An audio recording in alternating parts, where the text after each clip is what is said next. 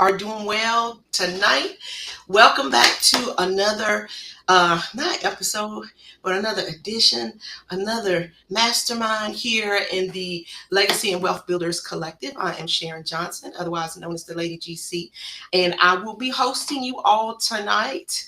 And tonight we are going to continue our journey into understanding the benefit of liquidity in your business, specifically in your real estate business. And I'm going to introduce our guest in just a moment. But before we get to that, because we started just a tiny bit late tonight, I just wanted to make sure that I get your announcements out to you, make sure everybody is up to date on what's going on here in the collective, and keep you all basically up to date with what we're doing. So we're glad to have you all in the room tonight again. If this is your first session or your 15th, you're in the right place at the right time with the right people.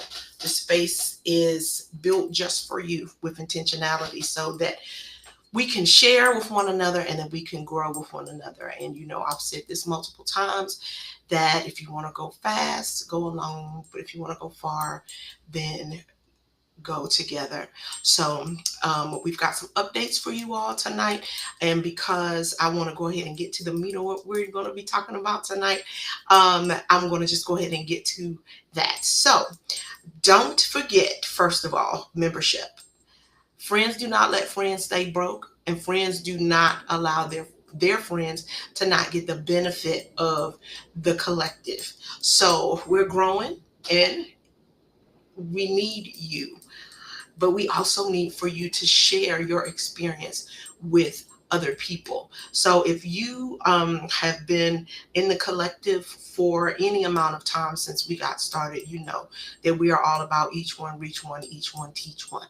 So we want to continue to encourage you all to reach out to your friends, to your family, people that you know would benefit from what we're doing here in the collective, and bring them along.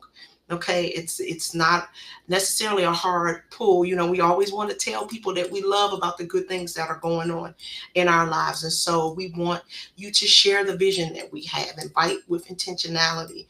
This membership here is this membership here in the collective is about building community with purpose. And we want to make sure that we are doing that. Also, when doing that, please don't forget about your affiliate link, right? Don't forget that you can earn while we are growing the collective. Share your personal affiliate links with your network, and when they join, you will get rewarded. It's really simple.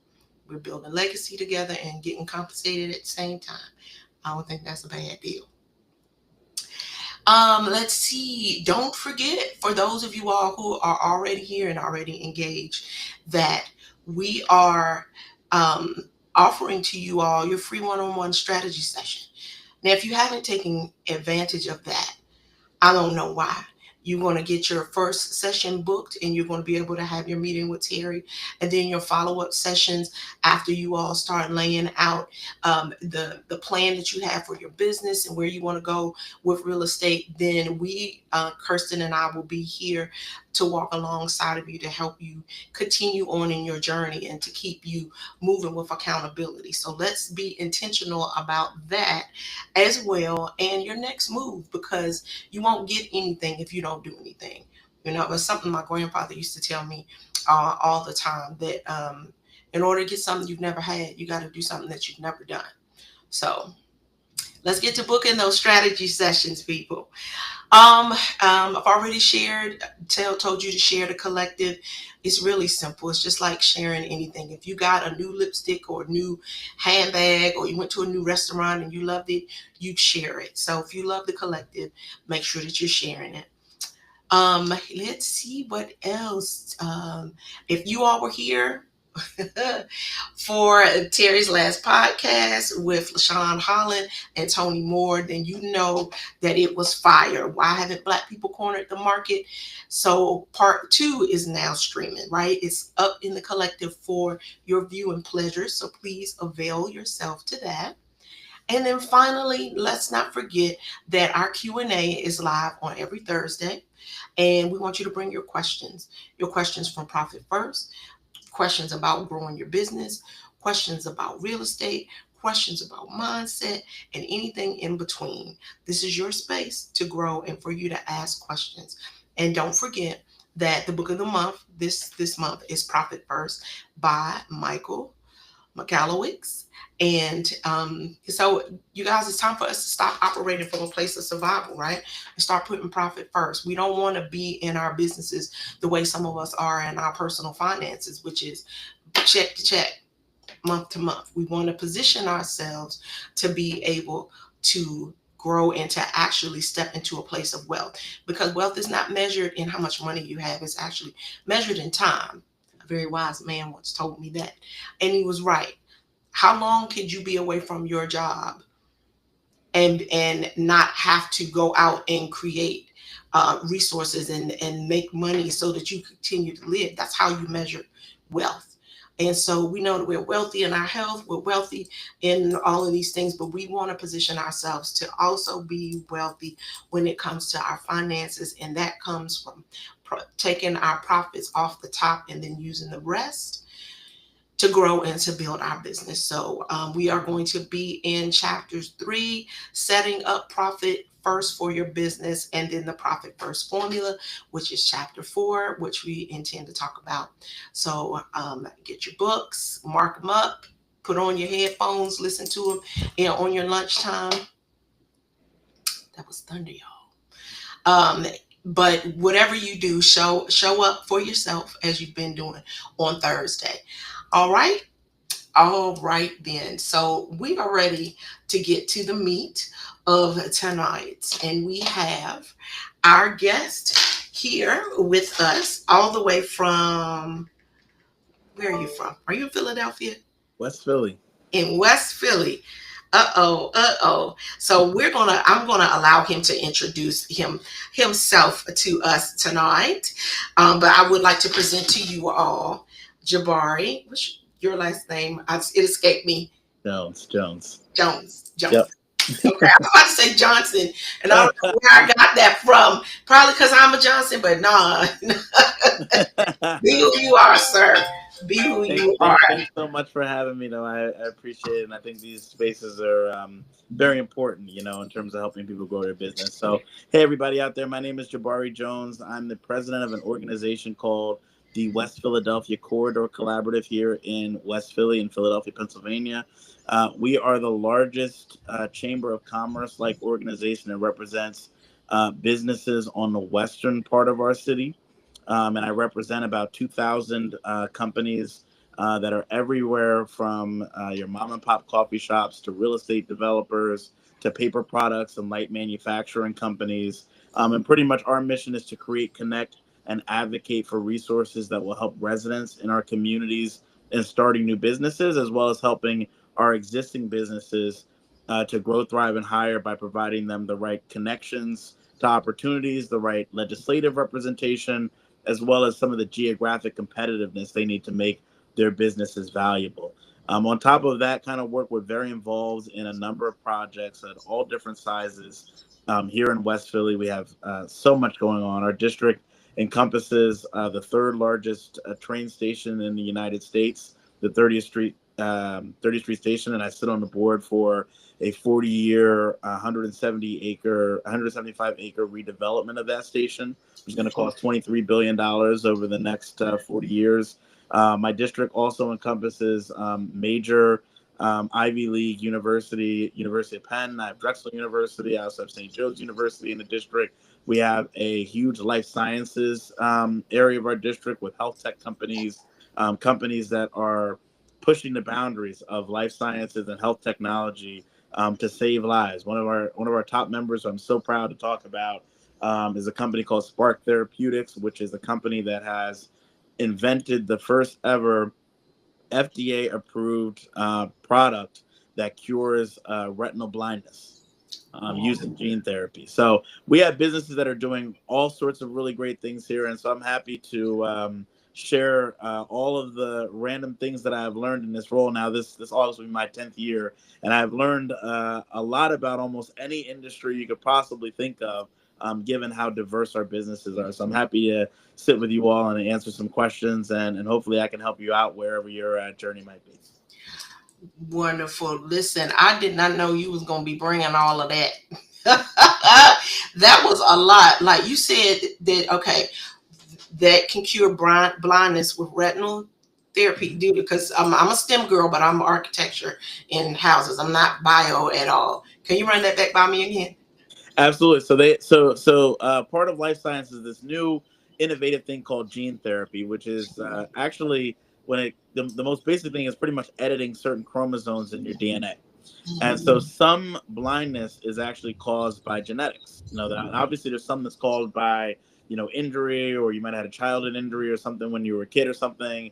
But some forms of blindness are actually a genetic condition. And so what Spark Therapeutics has invented is a process that over a series of treatments, they can correct the chromosomes in your DNA that produce that level of blindness, and have actually been able to help people see again. Oh my gosh, that's amazing. That's amazing to We're me. doing God's work out here, man. I'm And telling you, listen, like you that's are it's when you working. are doing that, you are doing God's work. Oh my gosh! I mean, when you see, I'm about to get all the way off base already because I'm already I'm already fascinated by the fact that that's even possible in this day and age. And I know that as time progresses, that there are going to be more discoveries and more developments in biomedical engineering that are going to just change people's lives and eradicate disease. And I just think that that's just amazing. Oh my gosh, I just so my favorite singer ever is blind, Stevie Wonder, right? And I can't imagine like like if he is as off the chain as he is with impaired sight, like he would probably be ridiculous if Yeah, he could see. Like, oh my gosh. Oh yep. my gosh. That excites me. That excites me for that excites me for everyone that is battling with that, because I've got some family members that are not visually impaired, but they are auditorily impaired, and have been for some time. And I'm grateful for the advancements with the cochlear implants and all of that have helped them, as we like to say, normalize their lives in some areas. But that is just absolutely amazing to me. Okay, Sharon, get back on task. You better get off. I'm trying to get off. I'm gonna just tell you, Jabari. I'm like I like to keep it light, and let's just talk. So tonight we have you on here because we want to talk about the importance of liquidity again, and we've been talking about it over the last couple of weeks. I kind of set the stage the first week where I kind of rolled out, what is liquidity and what are the different forms of liquidity in your real estate business, etc. And then last week we had Sawan Belcher on, who is a local real estate investor, and he talked about liquidity from a different standpoint. He talked about your mental being liquid, and then how that plays into how you process what's going on in your business with liquidity. And he kind of had a very interesting take on it, which I actually enjoyed talking to him about that. But let's just start kind of at the top from where you sit, and with you saying that you've had multiple opportunities and business vantage points. We've seen all different types of businesses. How do you view liquidity, and why should everyday entrepreneurs and investors care about it? 100%. So liquidity is extremely important. The way I view it as liquidity is pretty much how quickly you can make money. And so a lot of people have, I'll break it down kind of in three ways. So on the most simplest way, if you are a person, right, and you go to work every day and you're working in some job, right, the concept of liquidity to you is pretty much when does your time convert into money. So you might be working this week, and this week might not be pay week, right? But you've earned hours towards your paycheck. And some people are paid on a weekly basis. Some people are paid every 2 weeks. Some people are paid monthly. So liquidity is pretty much understanding when your time is going to convert into cash that you can use to pay your bills, buy things, be able to meet financial obligations, things of that nature. So that's on a personal level. That's like the really kind of easier way to kind of understand liquidity that I always put is like, when does your effort turn into money? Now, the same thing happens with non-real estate businesses as well. Mhm. So you're a regular business that sells some kind of product or service. Let's say your retail business that sells hats, for example, right? Mhm. Liquidity is pretty much when you are able to take that inventory, those hats, and when does that hat transition into money that you can use. So, a lot of people go out and purchase a whole bunch of inventory, and then the goal is like, how quickly are you selling those hats and converting those hats into cash that you can then either use to purchase more inventory, pay other bills, pay staff related costs, rent, utilities, all those other things that come with running a business. And then on real estate, liquidity has almost and from where I've sat, almost two kinds of definitions. So one is kind of the more standard one that people think about is like liquidity is if you buy a piece of property, when does that property start producing cash for you? And it happens in two ways. One, obviously, you have a buy and sell strategy. So you have people that are going to purchase a property, are going to renovate it, and then the goal is going to be able to try to sell that and get it off the balance sheet and be able to convert it into cash so you can either start your new project, make some money off of it, etc. But also liquidity in real estate is also when the property itself starts generating rents for the people that do buy and hold, right? And what that looks like. The reason why liquidity is so important for everybody, from whether you're just an individual or you are a business or a real estate investor or developer, is because it is the cornerstone of being able to plan your ability to buy anything, right? So you need to understand as an individual when you get paid, because that shapes your household budget. It Right. shapes when you can pay certain bills. It shapes what you can buy, when you can buy it, how much money you're going to have at the end of the day to be able to buy certain things. If you're a business, it shapes the same thing. When it shapes pretty much your cash flow. What cash do you have available to pay yourself, pay employees, pay for additional inventory, pay for expenses. And then on real estate, and sometimes in businesses as well, it becomes a really important sticking point if you are doing anything that requires financing.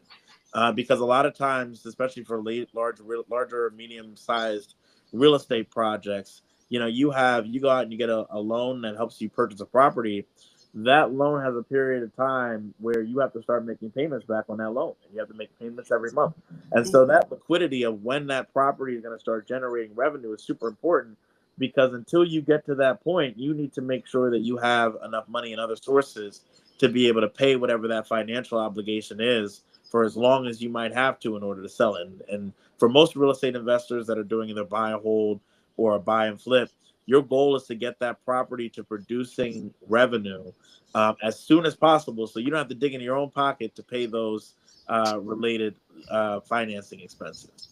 Exactly. Those holding costs, those monthly interest only payments that you have to make. Exactly. Now, something that you said kind of made me think. A lot of people think about liquidity in terms of money, but I kind of have a different take on it, but I want to ask you first. What is one of the most common misconceptions that you feel like people have about liquidity?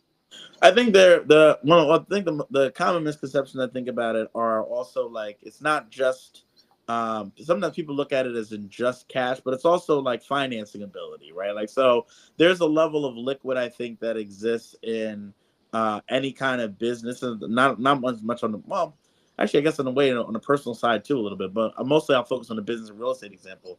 I think the biggest misconception is people thinking that it is just how that property converts into cash, or how that business converts into cash from a sales standpoint. But Mhm. you also have the ability, depending on how you have structured your business and your real estate transaction, to Mhm. be able to take equity out of that. So you have the ability to get cash out of that property. So there are even situations where I've seen investors that have been able to purchase a particularly cheap piece of property that they were able to purchase pretty much without financing, and they were able to develop it. And then they may have gotten to a position where the budget's different, right? You thought this was going to be a $25,000 rehab, and Mhm. you found lead in the walls, and now it's a $45,000 rehab or something like that. There were people who were able to go to a bank and say, "Hey, I have this piece of property. I've developed a little bit on it.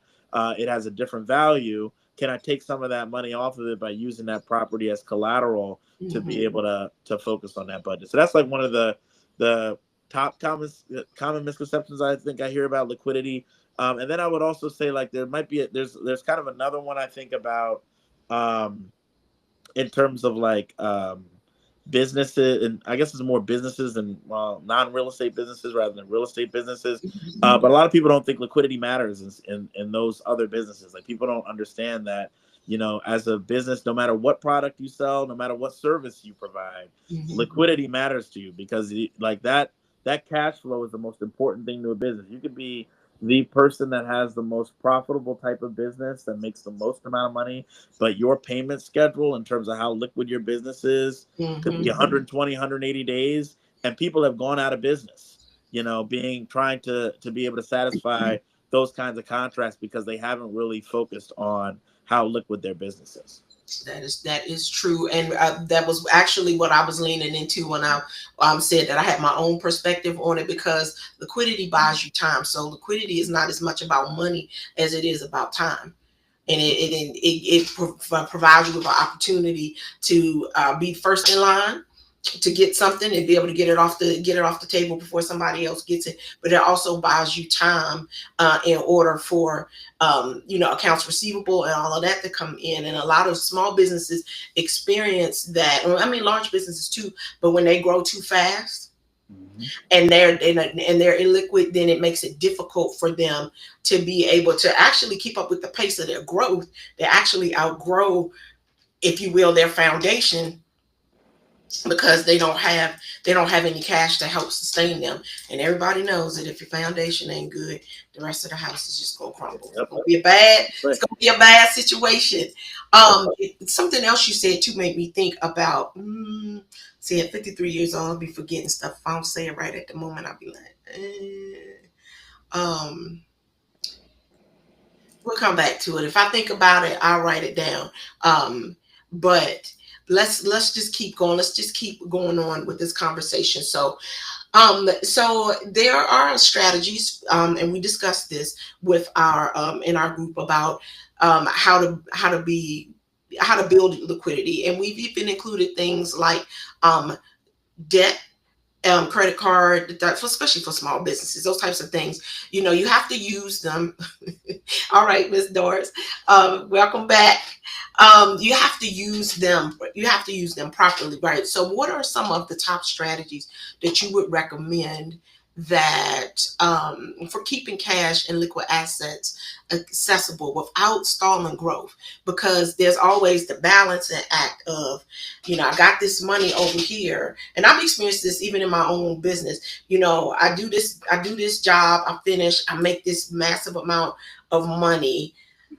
How do I maintain some of it for the purpose of liquidity, but then go get the next deal so I can keep moving? So one time I went and I just spent the whole wad on the land.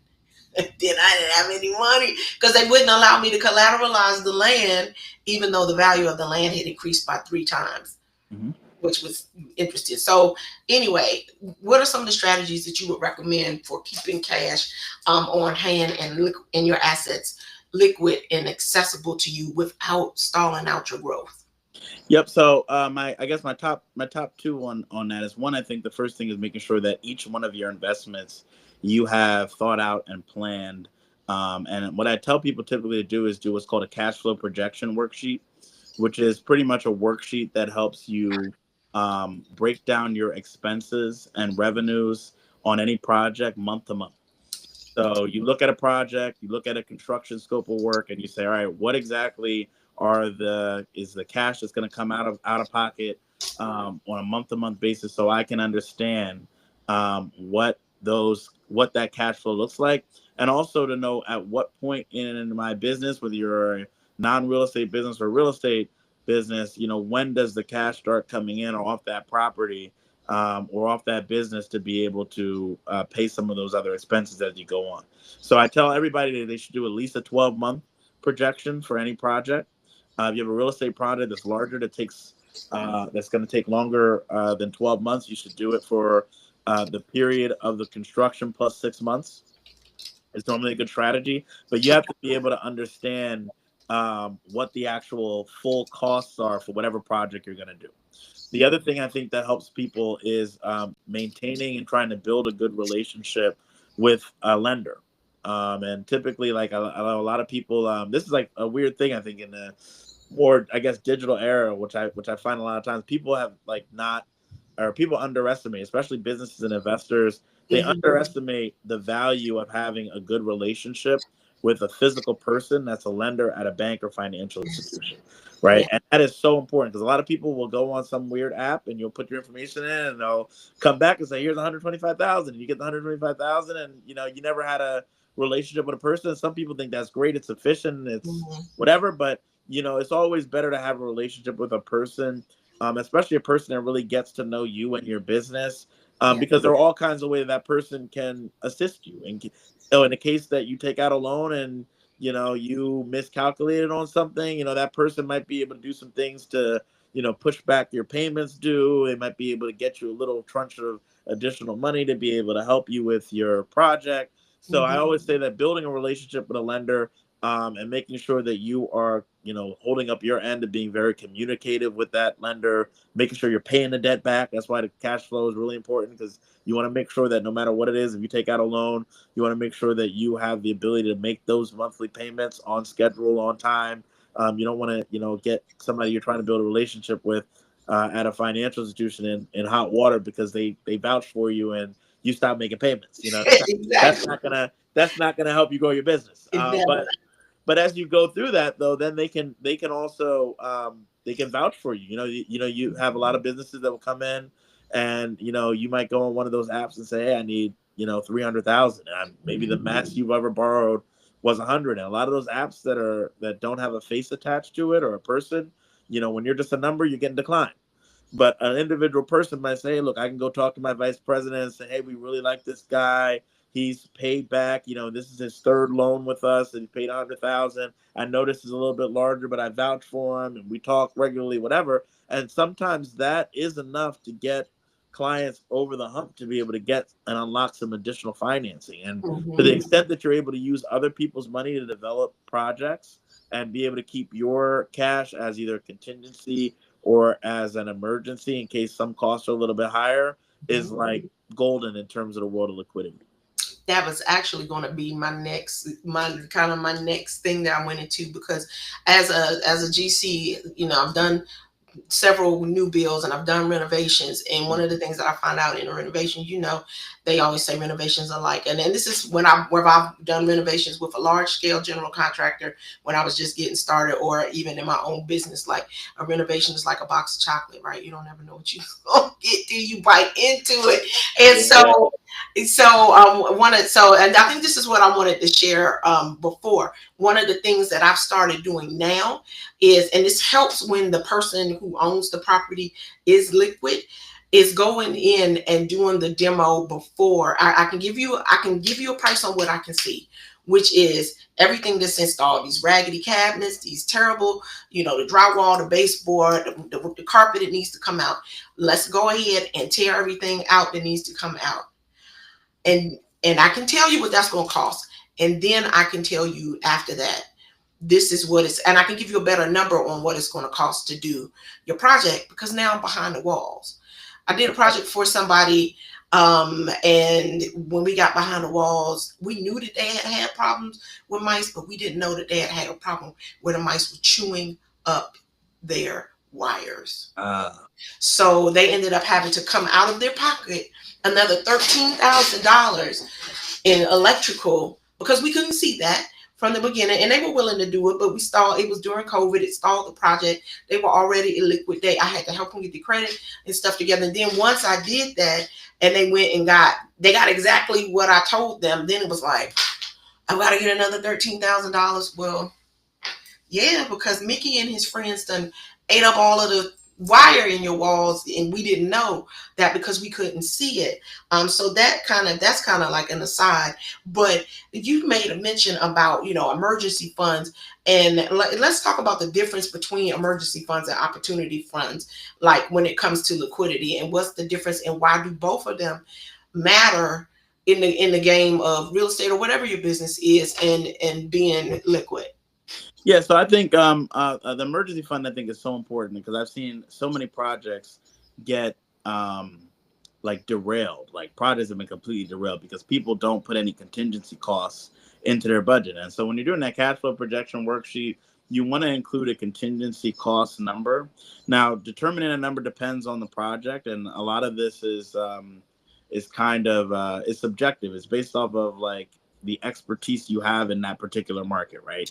One of the big things in Philadelphia is that we have an incredible number of government regulations when it comes to real estate, right? And so we have like lead disclosure laws, and you have all these old buildings, and all these requirements if you have a property that wasn't zoned right, and try to like all kinds of nightmarish government situations. So if you know that you are an investor and you're developing one of those areas that is a area where this is prominent and these are the issues that are prominent, you want to hire contingency costs because the number of things that could potentially go wrong are higher, and you want to make sure that you have more money cut in your budget to be able to address those related emergency things in advance. If you are in, some other areas where you may not have, where maybe a more simple project and it's a project that doesn't have as many complicated factors, you might need something else. So typically I tell people that the number can range anywhere between 5 and 20%, depending on, the project and the complexity and the scope. But you always want to make sure that you have emergency costs, because I've seen so many people, like the big thing in Philly is in the lead disclosure. We have a lot of really old buildings. People purchase, a shell property, and they think, they got the best deal because they bought this property for $8,000, and you're in the middle of North Philly in a budding neighborhood and whatever it is. And then, you go back and pull back the walls and there's lead, and they pretty much say, now you got to replace all the pipes. That can range anywhere from $13,000 to $20,000, and the city is really on top of it when it comes to enforcing and making sure that you actually follow through in getting those things done. And then there's all kinds of other potential things that can go wrong when it comes to those projects. Like even if you're on the investor side and you're hiring like a contractor or something, there's just like random stuff. Like I've been in situations where I've seen like a person will hire a contractor, and literally like the contractor will do something crazy like not pull any permits, right? And you may not be on them because you think, hey, this guy, I think everybody will pull permits, you know what I mean? Like you don't think so, but at the end of the day, they don't, and then you get bombed by the city, and now you get a crazy fine, and and now you got to find a new contractor, so your timeline is affected. So it is and they probably ran off with your deposit money. Yeah, it's bad, so so that's why that 5 to 20%, you like, and if you're a new real estate investor or you're in a new market that you don't really know about, take the 20%, just be at the highest possible level of saying like, things are going to go wrong no matter how experienced you are. I find that that's one thing with a lot of real estate developers that we've worked with that have been trying to get projects through and gotten projects through. No matter how experienced they are, everybody has a contingency line item because you never know what could possibly end up going wrong, right? So that's like the first side of it. The other side of it is making sure that you have some extra money to take advantage of, potential opportunities that may come along while you're doing your project, right? So like there are certain things like bulk costs for materials where you might be able to get, like, you might find some really good deal on like some level of materials. You might find some guy who's trying to get rid of a whole bunch of aluminum sliding, or something like that. And he might be like, look, I really need to get rid of this. And, you're going to need this for your project. If you can afford to pay it all now and store it somewhere, you might be able to save 10, 15, 20%. So you always want to make sure that you have some money that's available for those kinds of opportunities to be able to take advantage of. And that's why, like, it's the best potential position for a real estate investor to be in. Is in a situation where you're developing with other people's money and you still have a significant reserve of cash on hand to be able to do that. So Agreed. Let me ask you a question. Is there any such thing as too much liquidity, or how much is enough? Is there a rule of thumb for entrepreneurs and real estate investors? that's a good question. I think too much can be bad, because too much means, well, it can be and can't be, right? And this is a I think thing that any business person has to have an honest conversation with themselves about, is what is your capacity, right? So too much liquidity typically is seen as a bad thing, because any money you have sitting in a bank account getting 0.00001% interest that could be on the street doing much better for you is a bad thing. But also, like, starting more projects that you have the capacity to manage is an even worse thing, right? Because you can end up in a that's when, contractors start taking advantage of you. They know you're not on the site as often because you're trying to bounce between these two or three projects, and you've got a home life, or you working a job, or whatever situation it is. So, Right. like, you have to have a conversation that's honest about what your capacity is. And the better answer to that question is, like, you have the best liquidity is the amount of money being spent that you have the capacity to manage and be able to execute properly. So there have been situations where I've seen people that said, hey, like, I've had 3 or 4 deals where they're sitting on a great amount of cash, and like, I think this cash should be doing something. But it's also like, yeah, what's your capacity to be able to do that? Do you have the capacity to have another project on top of what you're currently working on and still be as effective in managing it and making sure the stuff is on point and making sure projects are getting done? And if you don't, it's better to just keep it in a bank account. Or we've been teaching here a well-structured whole life policy where it's actually making you some money for real, for real. Or investments, yeah. Yeah, we've been learning about that. I have my session coming up next week with Curtis. I'm so excited about that. But no, but that's a good point. Like, at least if somewhere parked in cash, in a cash position, so that it's accessible to you. And I think that really is the point. So we'd like to give our people actionable steps. And as I can't even believe, I feel like we started 10 minutes ago, but it ain't been 10 minutes. If someone is cash strapped right now and they're trying to grow their business, what are 2 or 3 quick steps that they can take to optimize the little bit of liquidity that they might have? Well, that's a good question. I think one is first is a quick assessment of like what assets do you have? Like, so like the question is, what assets do you have, and what potential liquidity could you get from a financing perspective? So if you're cash strapped right now, but you have some assets, do a quick scan of those assets and see, is there any liquidity I can take out of some of the assets that I currently have that'll help me get this project. Now, you want to make sure that whatever the project is, you have gamed it out and you have done a cash flow projection, and that there's a upside that matches your schedule of when you would need that money to come back to pay whatever that financing is. But that is typically the top kind of way. The other thing is, like, you can in some networks, maybe seek a partner or an investor that might be able to support some of that stuff as well. Like, we have a couple people in this city. It was a really great program called Jumpstart Germantown, which is a project created by a large developer named Ken Weinstein. He developed this curriculum that pretty much teaches everyday people about real estate investing. And what he would do in the beginning part of the program is, if you were investing a project, or you were going to build a project in one of the neighborhoods where he had invested properties in, and he said, hey, look, your project is going to end up increasing the value of my stuff too. He would actually invest in projects, and so, like, and so sometimes that conversation, especially if you already have, site control or control over a piece of property, and having that conversation with somebody who might be nearby and say, look, I'm looking to build this up. It's gonna help everybody's property value. It's gonna help everybody get higher rents.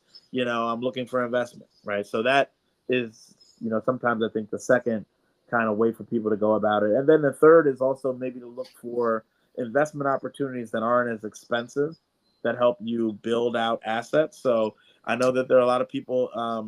It's so funny because I used to say this back in the day in Philly, maybe 7 years ago. I used to tell people, don't sleep on vacant lots in the city. This was a vacant thing. People used to sleep on vacant lots here.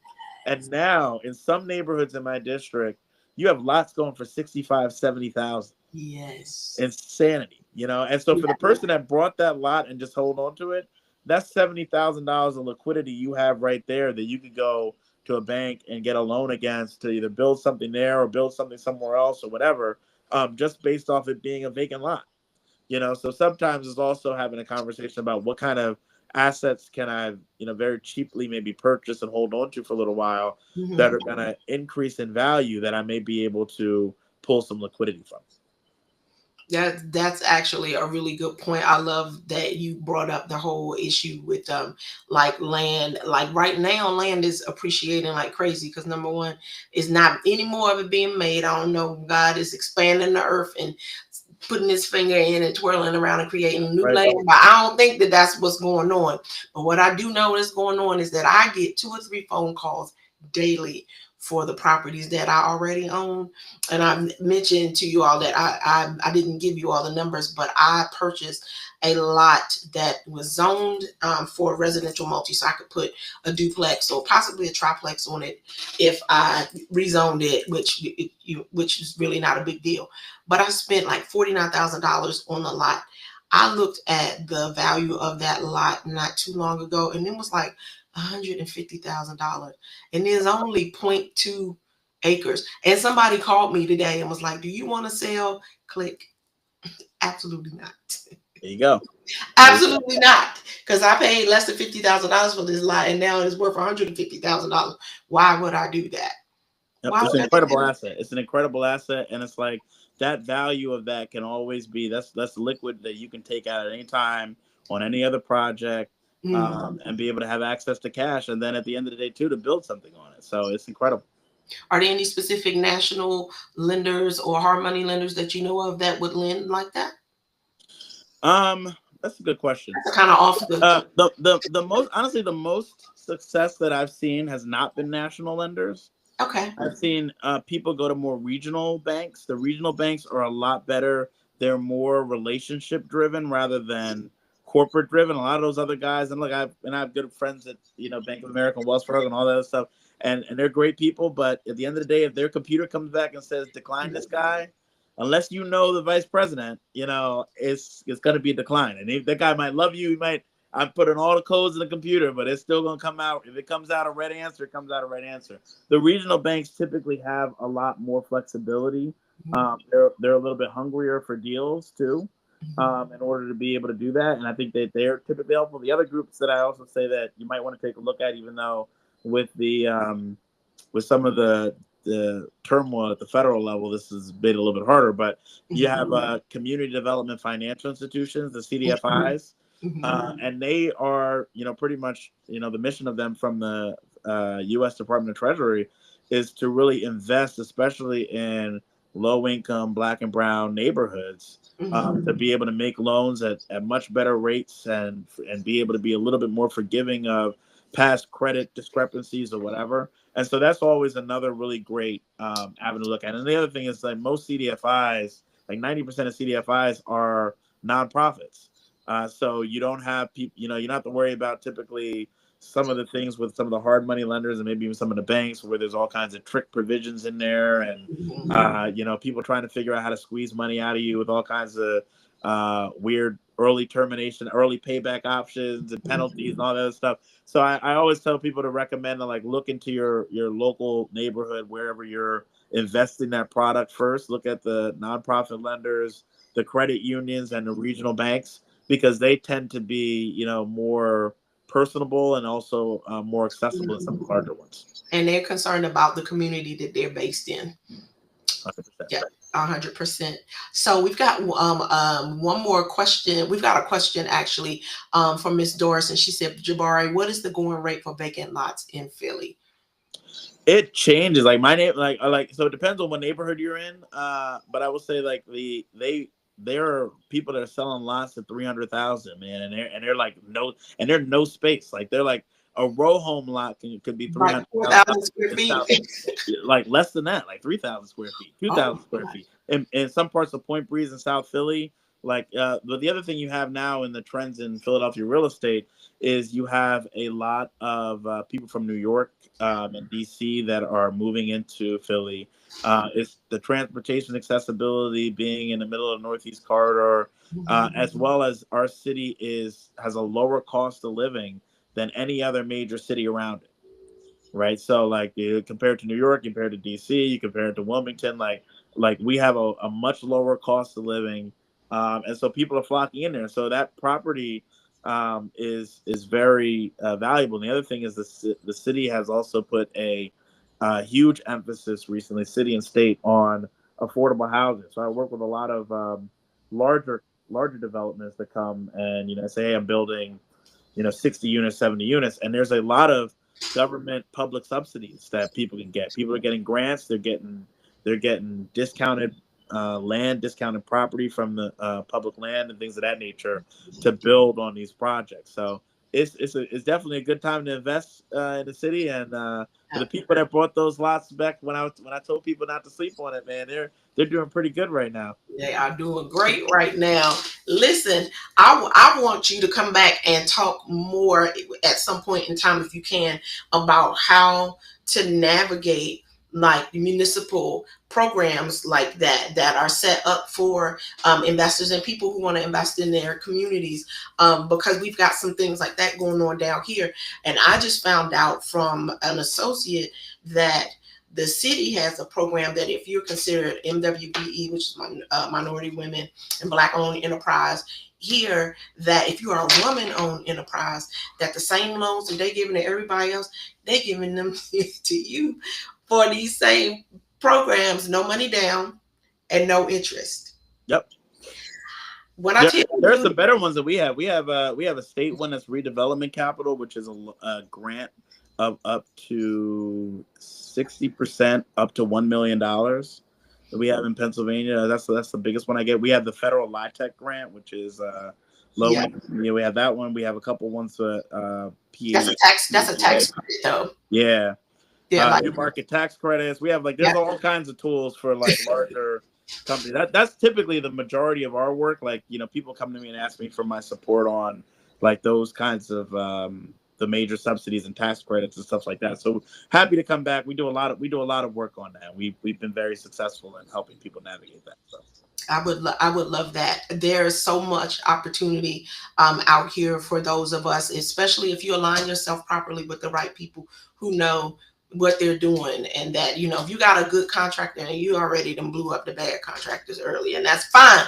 Blow up all the bad contractors, because who needs them? Nobody needs a bad contractor. But if you can align yourself with a good contractor that's knowledgeable, responsive, responsible, and you have some liquidity and know how to navigate the system, then that puts you in a position that's far beyond what everybody else is in, that's still trying to get it figured out. They're just trying to figure it out. So, and I know that if we've got those types of programs here in Greensboro, and you all have those types of programs there in Philadelphia, there's probably something like that just about everywhere. I'm sure that they've got them here in North Carolina, in Raleigh, and in Charlotte. I'm sure that they've probably got them in High Point. I know the mayor of High Point personally, and he told me before he even became the mayor that he knew that where the redevelopment funds and things like that were going to go. That is really where the meat of it is. She said, we're frozen.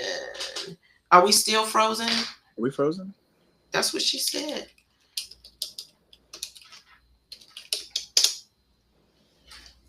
Let me see. I just dropped in to ask if we're still frozen.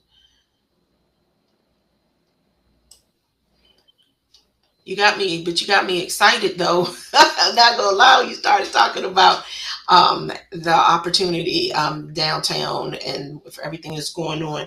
Let me ask you before we go, because I know that we're coming up on the hour. Do you have any final words of wisdom for anybody that wants to get in this space? That we're going to kind of we understand the importance of liquidity and why you need it, but do you have any words of wisdom for anybody that wants to start engaging in this space, but they have low liquidity? Let's posture it as them having low liquidity, but they want to start getting in to taking advantage of some of these opportunities. Yeah, I think the first thing you do is really start trying to really build up credit. I think that's the biggest thing for the first step.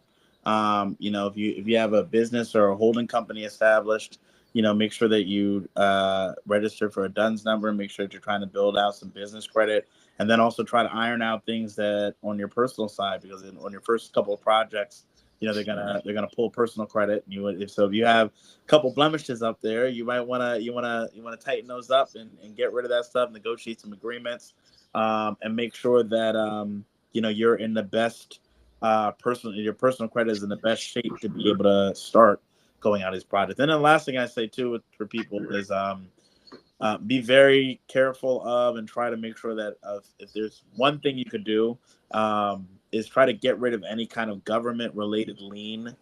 That those really bomb you. Like people don't understand how, like, there are people that come to me with like really great project ideas, and like a government lien stops you from accessing almost any subsidy.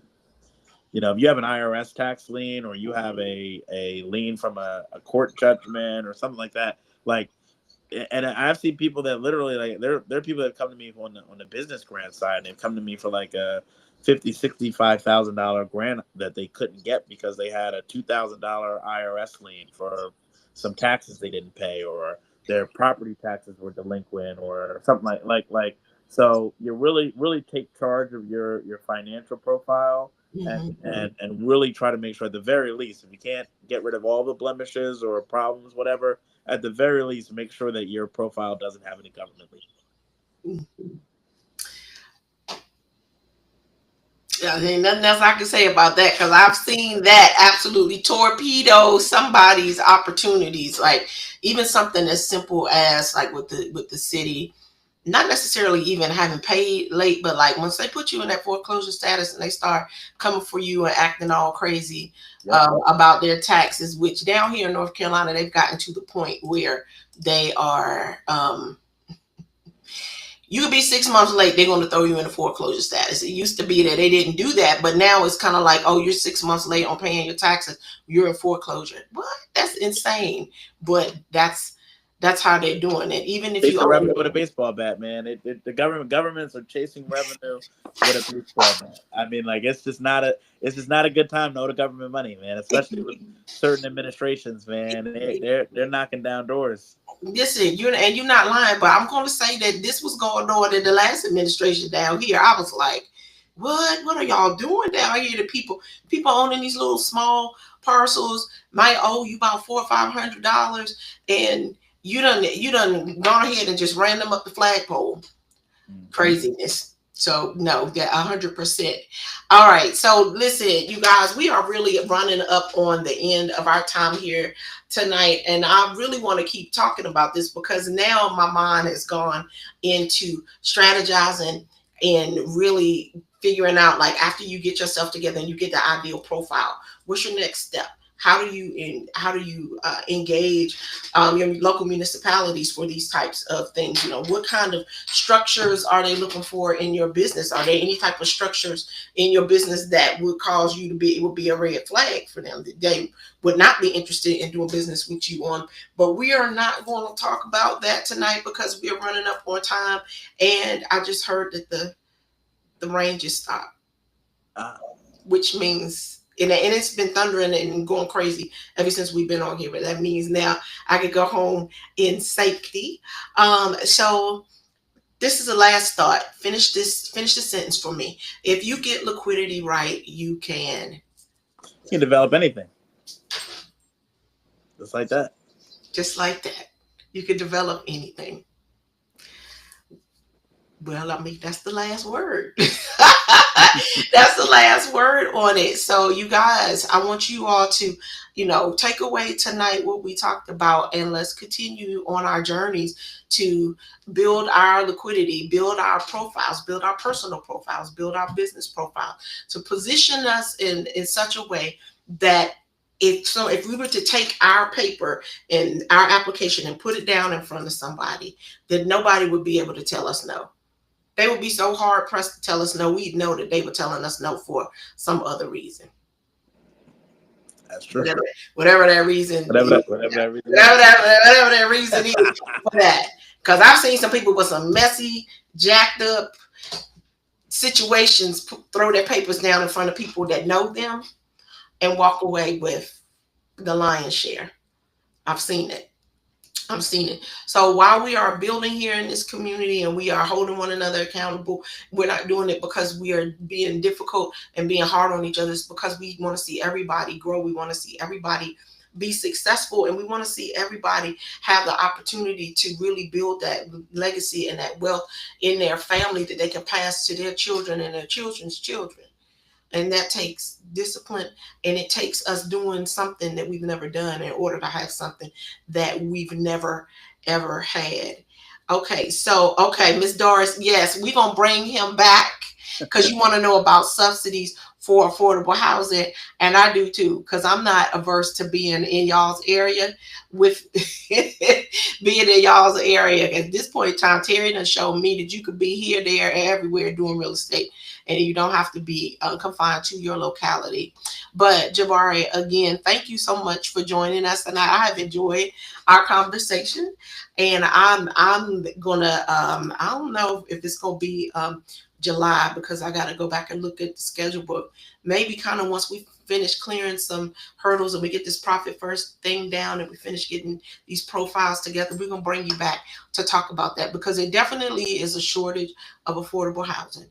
And I know that there are some standards for it with regard to being able to get government money and those types of things. And some of us don't know anything about LIHTC and new market tax credits. I've worked in that world and I'm still not proficient. So we would love to have you come back. And I know those are for more bigger developments, but for our group, talk about some opportunities for the little man to get in as well. But we thank you for your expertise and your time tonight, and I have enjoyed you, ladies, because I'm sure that's all that's in the chat.